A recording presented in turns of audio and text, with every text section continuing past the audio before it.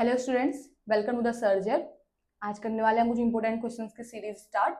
तो हमारा पहला क्वेश्चन है सीरीज का, give one example of each of the following.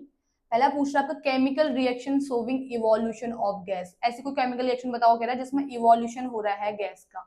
And second कह रहा है change in the colour of the substance during a chemical reaction. Chemical reaction के दौरान कोई ऐसा कलर चेंज, कोई ऐसी रिएक्शन बताओ जिसमें कलर चेंज हो रहा है, पूछा। तो पहली रिएक्शन करते हैं,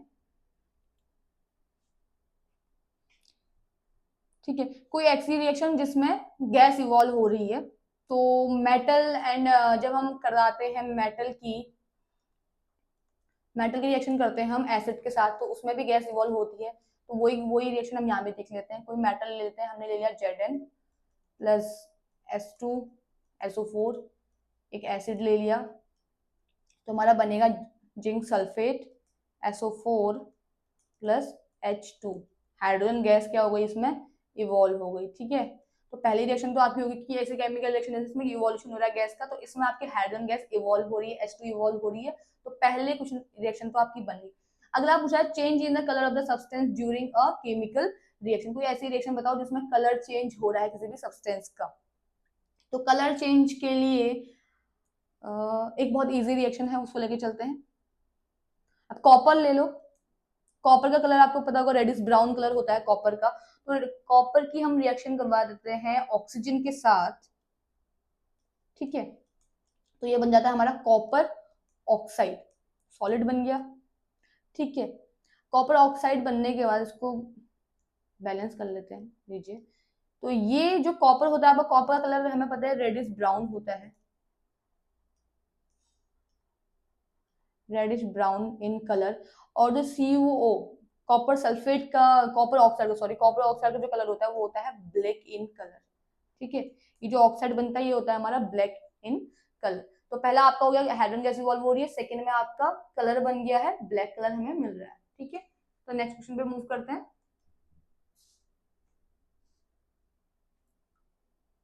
name the following vessel which bring blood to the kidneys. Why is nephron called the basic filtration of kidney, and write the role of tubular part of nephron in urine formation. ये question आपका जो है ये बन रहा है आपका, हमने एक्सक्रीशन पढ़ा है लाइफ प्रोसेस में, उसमें से क्वेश्चन बन रहा है। तो पहली बात तो देखते हैं कि जो ब्लड वेसल्स है, कौन सी ऐसी ब्लड वेसल्स है जो किडनी में ब्लड लेके आती हैं। तो उसका नाम हम लिखेंगे, तो वो एक आर्टरी है, उसका नाम है रेनल आर्टरी। ब्लड लेके आने का काम आर्टरी का होता है किडनी में, और लेके जाने का काम होता है रेनल वेन्स का। तो आर्टरी और वेन्स का ही काम होता है लाने और ले जाने का, तो उसमें इसका नाम है रेनल आर्टरी। तो पहला आपका आंसर हो गया रेनल आर्टरी। उसका बोला why is nephron called a basic filtration unit of kidney. Nephron को क्यों हम फिल्ट्रेशन यूनिट कहते हैं, इसलिए कहते हैं कि जो नेफ्रॉन है वो क्या करता है, फिल्टर करता है, अलग अलग करता है ब्लड और नाइट्रोजनस बेसिस क्या करता है, अलग अलग करता है। फिल्ट्रेशन करता है नाइट्रोजनस बेसिस का, जो हमारी बॉडी के लिए हार्मफुल होती है, ठीक है। जैसे यूरिया जो है उसका फिल्ट्रेशन करने का काम कौन करता है, नेफ्रॉन करता है, इसलिए हम नेफ्रॉन को कहते हैं basic filtration unit of kidney. उसके बाद बोल रहा है write the role of tubular part of nephron. Nephron का जो ट्यूबुलर पार्ट है उसका काम क्या है ये बोल रहा है, ठीक है। नाइट्रोजनस बेस को कर लिया नेफ्रॉन ने, अलग कर लिया, रेनल आर्टरी ब्लड लेके आ गई। अब जो ट्यूबुलर पार्ट है यहाँ पे क्या होता है, हमारी जब किडनी है तो हमारी किडनी में रीएब्जॉर्प्शन की प्रोसेस होती है। रीएब्जॉर्प्शन की प्रोसेस आर्टिफिशियल किडनी में नहीं होती, यही डिफरेंस है। आर्टिफिशियल किडनी में रीएब्जॉर्प्शन की प्रोसेस होती है, हम लोग नहीं होती है। एंड हम लोग जो हमारी नेचुरल जो किडनी है उसमें रीएब्जॉर्प्शन की प्रोसेस होती है। रीएब्जॉर्प्शन में ऐसा होता है जहां पे नाइट्रोजनस बेस एंड आपका ब्लड अलग अलग हो रहा है, तो ट्यूबुलर पार्ट में जब ये पोर्शन आता है तो वहां पे वापस से रीएब्जॉर्प्शन होता है। और रीएब्जॉर्प्शन किसका होता है, कुछ चीजों जैसे आप बोल सकते हैं एमिनो एसिड्स के, जो बचे एमिनो एसिड्स हैं, ठीक है। एमिनो एसिड का रीएब्जॉर्प्शन होता है इस वजह से। और कुछ ग्लूकोज बोल लो, ग्लूकोज, एमिनो एसिड्स, इनका रीएब्जॉर्प्शन होता है ट्यूबुलर पार्ट में। ये काम है हमारे ट्यूबुलर पार्ट का इन नेफ्रॉन में, ये रोल है कि वो रीएब्जॉर्प्शन की प्रोसेस करता है, ठीक है।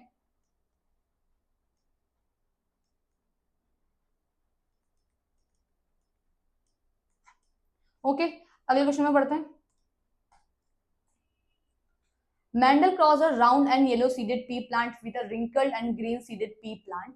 What did the plant of F1 generation look like in terms of shape and color of seed? उसके बाद पूछ रहा है on self pollinating F1 generation plants with four type of combination characters are where we seen in F2 generation. Write the combination along with their ratios. ठीक है, चार अलग अलग कॉम्बिनेशन बनते हैं, उनका रेशियो देना है.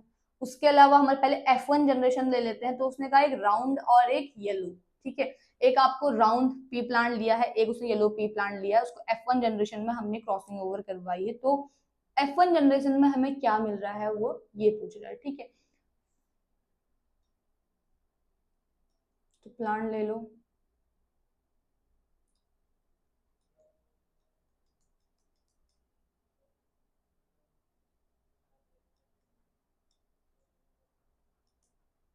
अब इनकी क्रॉसिंग ओवर करा दो F1 जनरेशन.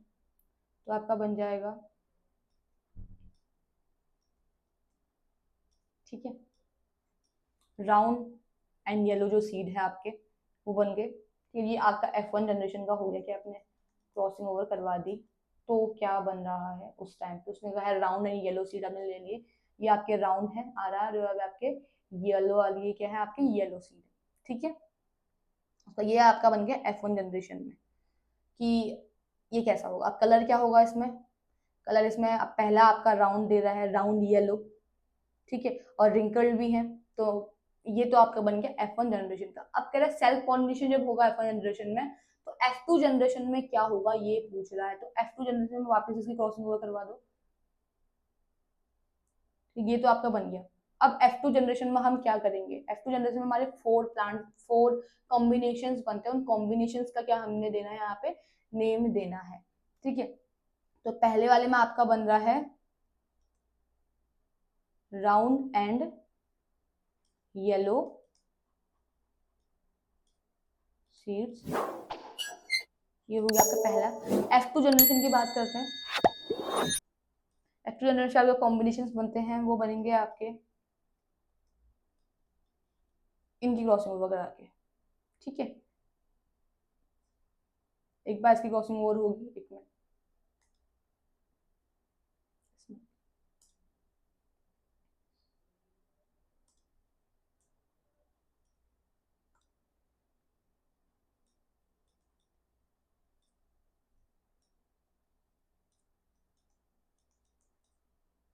ये बन गया पहला. दूसरा आपका बनेगा ये और ये वाला. ये बन गया हमारा. ठीक है, उसके बाद ये बनाएंगे,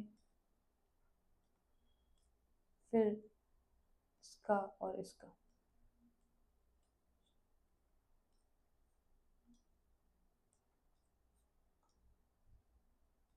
ठीक है, फोर पेयर आपके बन गए, capital R capital Y, capital R small Y, small R capital Y and small R small Y. तो फोर टाइप के आपके करने, फोर पेयर आपके बन गए हैं R Y R Y R Y and R Y.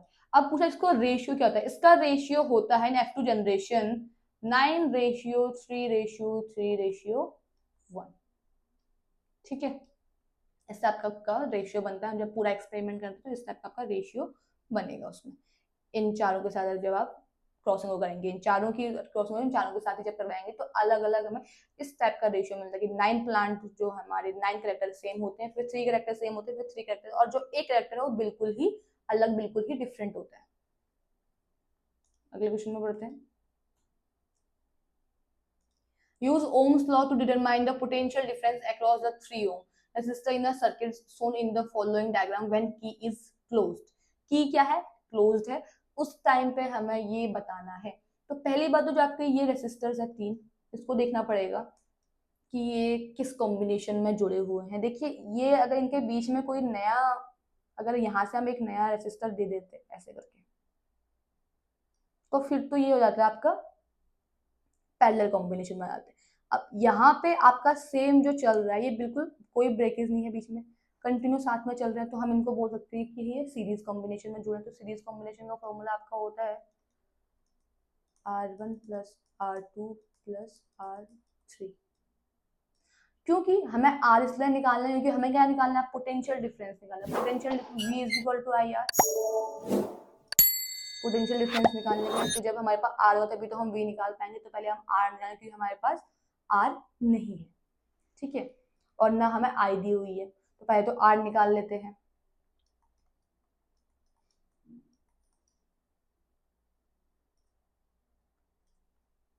Six ohm, ठीक है। अब आई निकालते हैं। आई निकालने के लिए फॉर्मूला होता है, इसी से फॉर्मूला निकालते हैं हम V अपॉन आर का, ठीक है। V अपना दिया हुआ है 2, ये 6, 1/3, ये आपका एम्पियर आ गया आई। अब हमारे पास आई भी है, आर भी, हम वापिस से अब V निकालेंगे, तो 1/3 इंटू 6,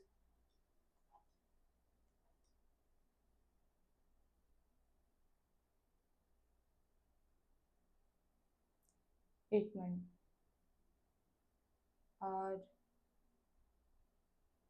चलो सॉरी, हमें 3, यहाँ पे हम 3 देंगे क्योंकि हमें 3 ओम का जो रेजिस्टर है इसका पोटेंशियल डिफरेंस निकालना है, तो यहाँ पे 3 दे देंगे, कैंसिल आउट, तो ये आपका जाएगा 1 ओम। तो पोटेंशियल डिफरेंस आपका थर्ड रेजिस्टर, 3 रेजिस्टर है, इसका पोटेंशियल डिफरेंस आपका आएगा 1 ओम, ठीक है।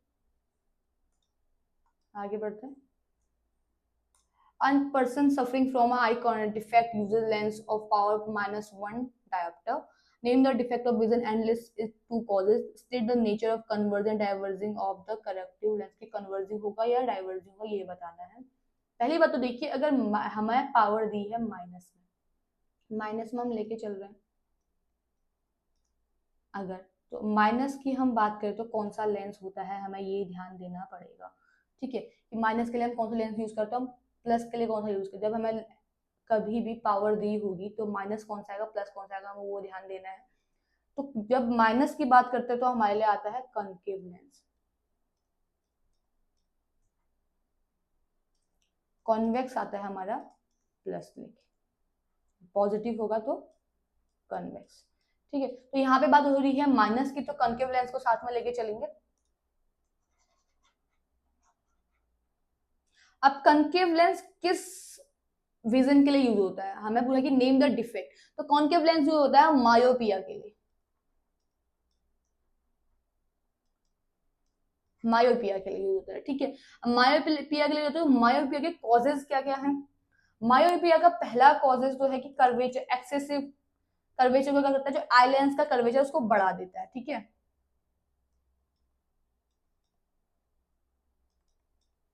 ठीक है। Excessive curvature of eye lens की कर्वेचर होता है एक्सेसिव कर देता है, बढ़ा देता है। उसके बाद सेकंड चीज क्या होती है, सेकंड चीज होती है आपकी इलोंगेशन हो जाता है,